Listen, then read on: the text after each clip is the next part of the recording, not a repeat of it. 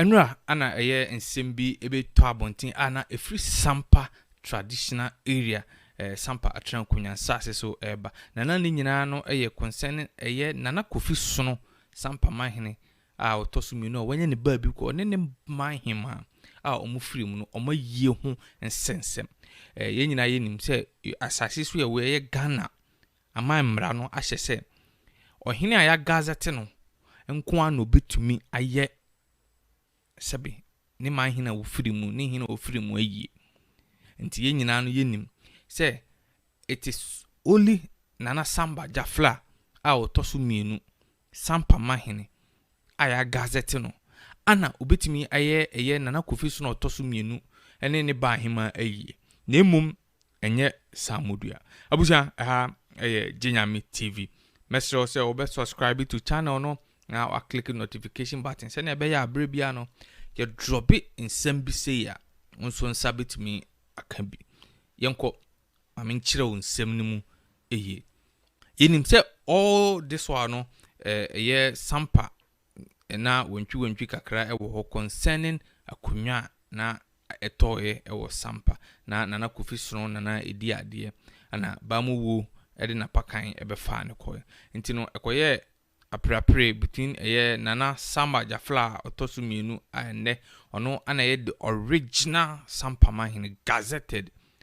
by the laws of our land no ene samodua na akoye back and forth ye twen ama asem no samodua enkrofo ede bedan kotokohene ohene yebu odin ana yama yemuso ema tikese ewe adwe kotokohene ehwe mu go back amamra ni amane kwanso ehun ne se samodua akonwa no eni no nemum no Nana Samba Jafla otoso mienu a Sampa Manhene ya gazette ne sisi no ono ana akonwa no ese efata se odi efise ne blood line abusia we ema agima badu doma dikuru bema bonsama oti domafo asase so na opese wokeka abunofo nyina etibom no share ase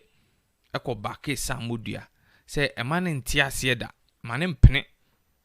akonwa no ne dia obeta na chi owo mu enkomu ono agimabadu no ebeta na chi anenne akowiese abusia ya gazette Nana Samba Jafla awie a otoso mini ya gazette na wie amamre ni amane kwanso no ewo se ohene tumi kɔ ne krom na amamre bi obi otimi ekwe nanso se okwa na with the help of the Bono regional minister and the Bono security coordinators no and the Bono regional police command no asin kwan se nyaade a omubetimi amano escort nyaade ombetimi abone ho ban na mpo no se wanti omo na wo ba ne ebesi bia no omo de blame no ebema no ye nyina enim se senka ne yie mu no se mo pass ndwe dia if you are restraining party A from coming to Sampa to perform his duties, then restrain party B from also performing the same duties as party A person obe performing. But backing party B man ababe ne ehia se oye mpo no nyon na wo se oye no na o restraining party A from doing it no means say the police service, the Bono regional minister and the security apparatus no support party B which amamra no so no go against no say enyo no ana oye Manhene na abusia enra ana the so called Sampa Manhene Samodua Farouk ede nsembe to dwa say enne amene wo ka say no why arrangement nyina wia oba beye Nana Kofi Sono ne hima omufiri mu obeye omayi ama ekoye tension kakra ewo social media so na adeshi ewo Sampa no atu omanu agu mu omo ka se Ghana police makwan momo ye se Bono regional minister makwan momo ye ade ebesi wo Sampa no enye papa efiri se nyon no na ye Manhene oni tumi bia se oye eye ewo Sampa na abusia Nana Samba Jafla otoso mienu ne pie Nicholas Mahama ababonten e de nsem bi nso ebeto dwa concerning nsem ya making ya na yenko tie samodua ne nsem kan ewia nsem Nicholas Mahama be kan no ye de ba besom ansana the intervention of the Inspector General of Police the court sermon e restrict Farouk from say obeye yie no ye de no so abedam ila koma Madanya le wufi kata munya kwa majasu ama kata uya majasu kule majasu yeah wanga kuko ya majasu yo fumo la mtele majasu yeah ubile majasu ya nakiko le na ukona sisi lopiki kimu atolena panipa bawe pa ya kake opare pa yo Maria, 1981, tell time. Yeah. Bapanya, Yasi, you, my you, bracket up, UBC, you, Kindabina, today. Now, I will never say. I will be Nandi. Moya Mutuan, I took one. Yeah, I was asking you. Can someone continue? Yeah. This arm will not know. Although I'm not sure about you. What am I about? Yeah. Mina na you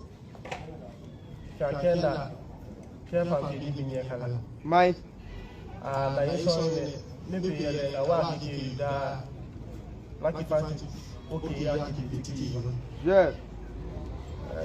maybe ya kwa ma yeso ne na pa ma yi pana na pa ki ya ki ya bossa na la bi ki wa yeah Kya ni nya nuwa ya ngaya ya ba to le ku fisu na ta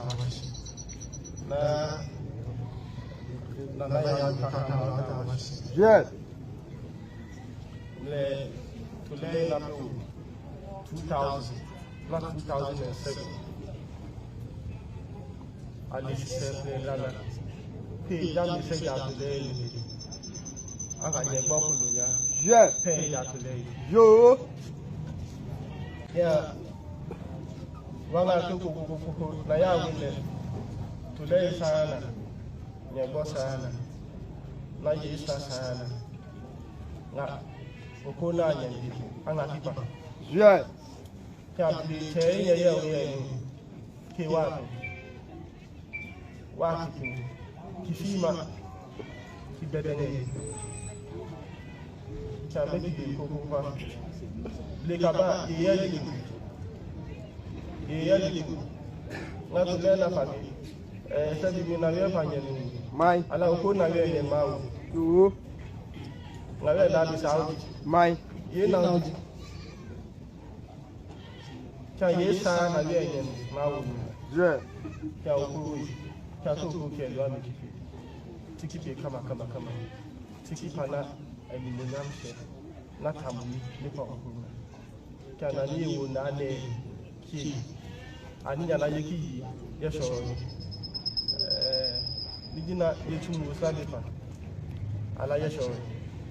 Can you just so? The bomb is shot, not a Putranga, Muna. The bomb is shot, Nangawafi, Yikelua, Anangawashi, Okokinya, Okolumpa, Wood. May banga match walking ya. Can just Nakikuba, Yakinya. Can we Lakonga, Wapa, Minashi? Nafi, Yanya, to Nisa Chayana. Yeah.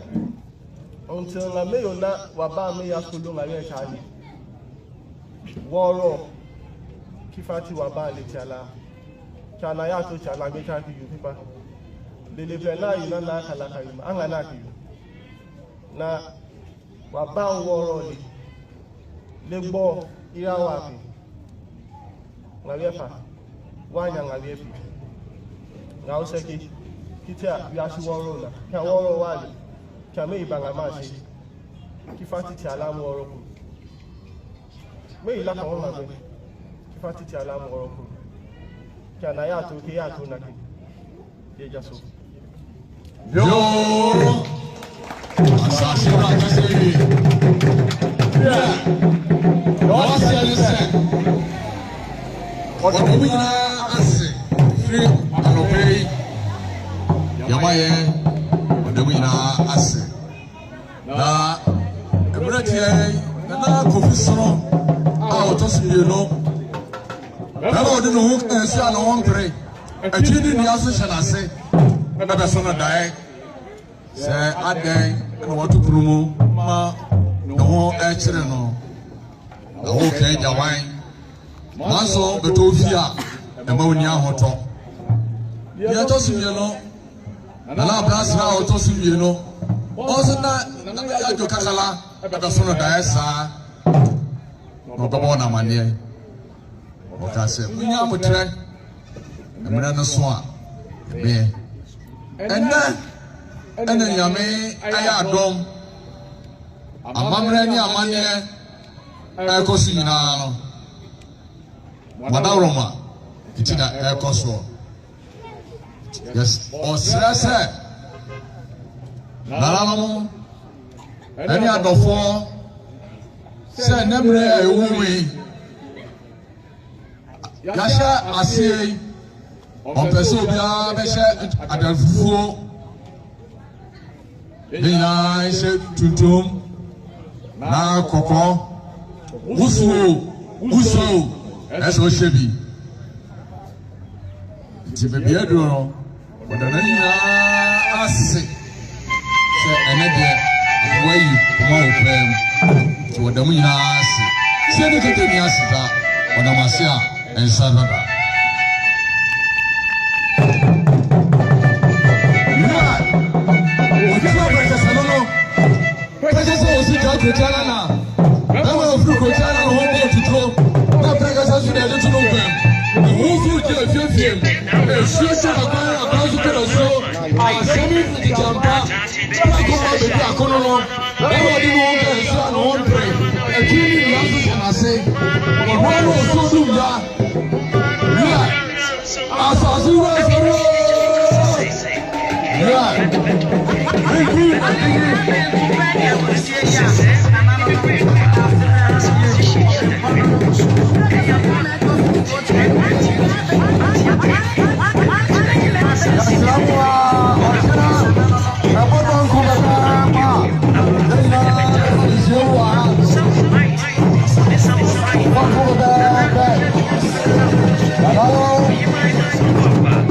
we any summer here the self-acclaimed Sampa Manhene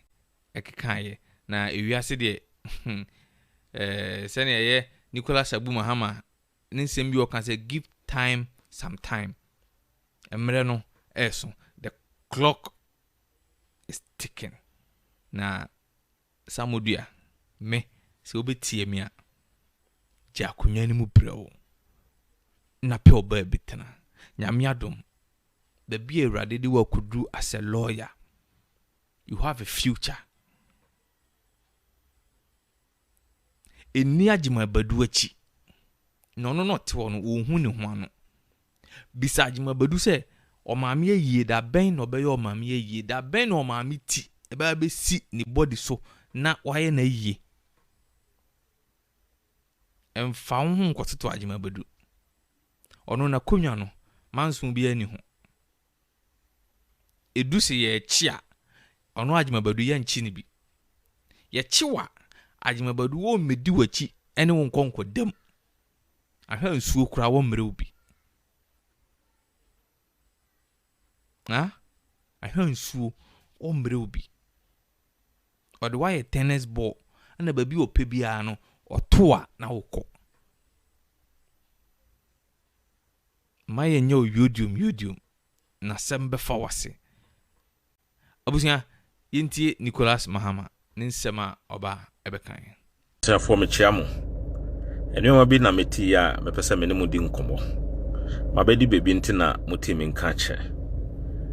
enra na obi ka che me se eye samoduafo se omu ye nana kofi sunu eyi na me se na nana kofi sunu abusua pa no matimi agyae nkrofo di na di agro ana me so wenye abusua no na me se okay yeso mkofa nkrofo bi free wenchi techiman eni kintamponi ne keka ho na omo ba omo dru kable police force stop omo no eye regional minister eni ne team eni intervene eni DC emo ja omo ru asampa ti enra omo nam kuru no mu no mo yese na so okay na mo nim omo normal enom se an ye no mo dodo na say good enti what is next na so omo si nyame ya adom Saturday omo ye no na eye na Dormahene Sumahene any regional minister ni DCG no ena eba ye no any nananom a omo from them say wow I'm say regional minister I'm say yes the police form po ye adwense nka omo court normal stop ema regional minister ni DCG catch omo so omo nyai na they will provide security I'm say wow regional minister Late Sampa Manhene na Samba Jafla amamre ni amane kwan mu Ghana mramu ya ono na ye ohene no ebeye na dua na hene ne na dua na hema yie omo ka se eyi problem ba nto omo nyai court restraining omo no sa the same regional minister am say yes am say wow tini na me ka kire regional minister any Dormahene ne Sumahene any DC nyina ne se emo madwen mu enye omo se omo ye ma problem ba sampa ehun sunsanso no beka wo sampa nko a de bida ebedi omachi eka omo nkuru no mu Mr. Regional Minister Mr. DC samu fi se Ghana mra no eye mudia na wo ye lawyer man ntino wentimi amfa mra no amfa ntwetwanji no na fi se wabaye regional minister abehye no echi emma sebi enuoma emfa mra kwan so emfa mamre kwan so na abemo mo kwan mo ya we will let you know say the people's power is greater than your political power now office or one. Mr. President metie speech bi emra boku for eba waswiye wo kan asem bi say who swear the oath say you protect the constitution of the state. Sa constitution no ekire wo say ohina ya gazette no ena wodi nachi. Mr. President, I hope that statement is not based on your perceived political allegiance of those that you think have been gazetted. I know say it will be a statement covering every legally gazetted Dormahene ewosa Ghana. Se sadia na unyina so ni sade ne de ne metwi wadwan so say your appointees the DCE and the regional minister working in consultation with their respective ahemfo the Dormahene or no control the regional minister any Sumahene or control the DCE and omu manipulate omu ye ni omu ye yati se Dormahene any Sumahene any sa omu mokeka ho nyina eba sample china me yapa se bebi a me wo no me ne Ghana ntem wakakra